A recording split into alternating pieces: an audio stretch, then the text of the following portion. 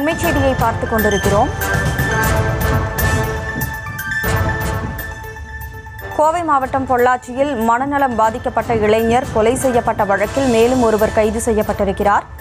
மனநல காப்பகத்தில் ஆட்டிசத்தால் பாதிக்கப்பட்ட வருண் என்பவர் கொலை செய்யப்பட்ட நிலையில் இரும்பு ராட், கிரிக்கெட் மட்டையால் அடித்து கொல்லப்பட்டதாக தகவலானது கிடைக்கப்பெற்றிருந்தது. இந்த நிலையில் இது தொடர்பாக தற்போது ஒருவர் கைது செய்யப்பட்டிருக்கிறார்.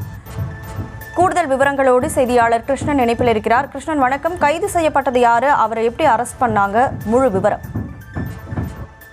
தனிமொழி, பொள்ளாச்சி மனநல காப்பகத்தில் கடந்த சில தினங்களுக்கு முன்பு 22 வயது மனநலம் கொண்ட இளைஞர் கொண்டு புகைப்பட்டதாக கூறப்படும் நிலையில் இந்த வழக்கில் பல்வேறு நபர்களை பொள்ளாச்சி காவல்துறையினர் கைது செய்து சிறையில் அடைத்த நிலையில் முக்கிய குற்றவாளியான சாஜி என்பவர் கடந்த 3 நாட்களாக கேரளாவில் தங்கியிருந்ததாக கூறப்படுகிறது.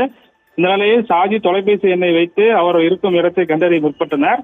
அப்போது இறுதியாக சாஜி கேரளாவை சேர்ந்த நபர் ஒருவரிடம் கடந்த 2 தினங்களுக்கு முன்பு தொலைபேசியில் பேசிய அடிப்படையில் காவல்துறையினர் இறுதியாக பேசிய நபரின் தொலைபேசி எண்ணை வைத்து விசாரணை தொடங்கிய நிலையில் அந்த நபர் நாமக்கல் மாவட்டத்தில் வலம் வருவது தெரிய வந்த நிலையில் நாமக்கல் மாவட்டத்தில் காவல்துறையினர் சோதனையில் ஈடுபட்டனர்.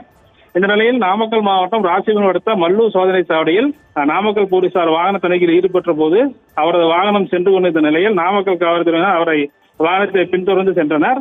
அப்போது சேலம் மாவட்டத்துக்கு உட்பட்ட பனவரத்துப்பட்டி அருகே வாகனத்தை சேலம் நாமக்கல் இரு மாவட்ட காவல்துறையினர் வாகனத்தை வழிமறித்து டீக்கலில் வைத்து விசாரணை மேற்கொண்டு விசாரணையில் அந்த நபர் கேரளாவை சேர்ந்த நபர் என்பதும் அவருக்கு அடைக்கலம் கொடுத்ததாக தற்போது தெரிய வரும் நிலையில் சேலம் மாவட்ட காவல்துறையினர் அவர் காவல் நிலையத்துக்கு அழைத்து சென்று விசாரணை மேற்கொண்டு வருகின்றனர்.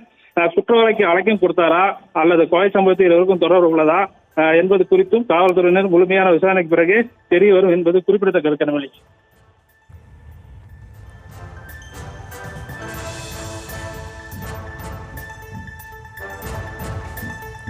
விவரங்களுக்கு நன்றி கிருஷ்ணா.